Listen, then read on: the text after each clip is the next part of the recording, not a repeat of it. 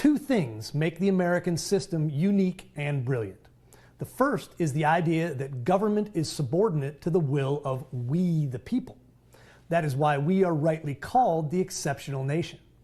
We granted a small set of powers to government to serve the common good and reserved the rest to ourselves. Does it really feel like that's the case anymore, though? Not to me, and I imagine not to most of you either. Government is out of control, and even worse, the left has created a Frankenstein's monster by combining a permanent bureaucracy, a palace-scribed media, a popular culture run by degenerates, and an education system that indoctrinates our kids with ideas dangerously untethered from reality. How do we fix that? It is a war of ideas fought in battles of information, which requires the second unique and vital piece of American exceptionalism, freedom of speech. Now, it's still there in the First Amendment, but in practice, it's under severe strain as the enlightened experts of the woke left eliminate our ability to speak about our beliefs in the public square. This same cabal is bent on creating a statist paradise where they control every aspect of our lives. The words you read, the songs you sing, the pictures that give pleasure to your eyes. They have largely succeeded, and they operate a conspiracy to control what we can know or say in a government-private partnership. The most egregious but sadly successful example of this was hiding Hunter's laptop during the 2020 election.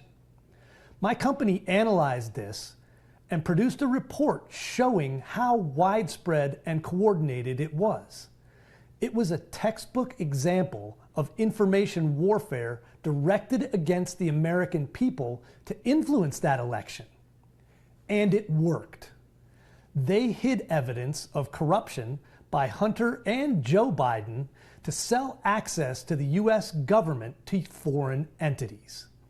Then they invented multiple lies to obscure this, including the outright falsehood that the whole thing was Russian disinformation. They continued their push to control our ability to learn the truth and tell others about it by the direct use of social media companies to censor the speech of U.S. citizens. Ignore the Constitution. It's just a dusty old parchment in the back of the archives. We must ensure that people don't say things we dislike. And they have.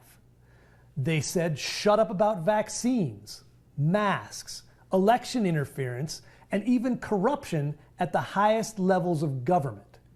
And they silenced anyone who dared ignore the warning. But recently, a judge in a lawsuit brought by Missouri and Louisiana has issued an injunction stopping the federal government from outsourcing censorship, which it's constitutionally prohibited from doing, to its partners in thought policing at the tech titans.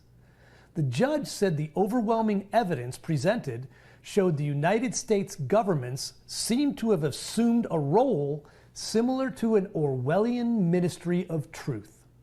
Sadly, yes. But this was a powerful shot across the bow of the SS Big Brother. It reminded the government it has no right to decide what the American people can see or say, and it can't convince others to do it either. This doesn't stop necessary coordination against crime or in cases of national security, just the absolutely un-American suppression of unpopular ideas.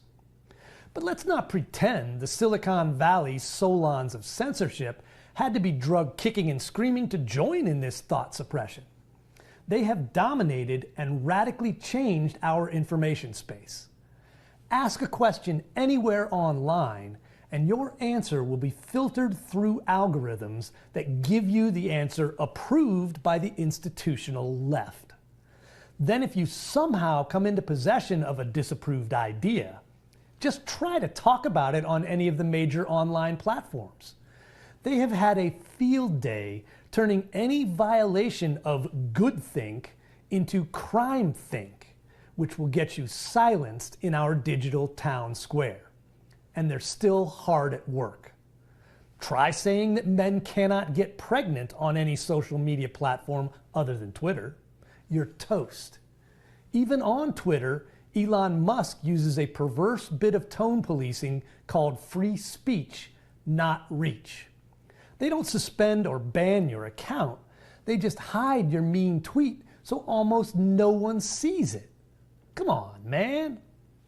Now, I'm not one to admire the problem just to show you how wise I am about the issue. I'm an action guy, and that describes a lot of this audience as well. Thankfully, we've been pushed into action after far too long letting the left get away with this fundamental transformation of our country into a socialist paradise. So we must speak up. They started messing with our kids by pushing a sexual indoctrination in schools. Parents spoke up. They opened our borders to let in anyone who wanted illegally grab a slice of the American pie.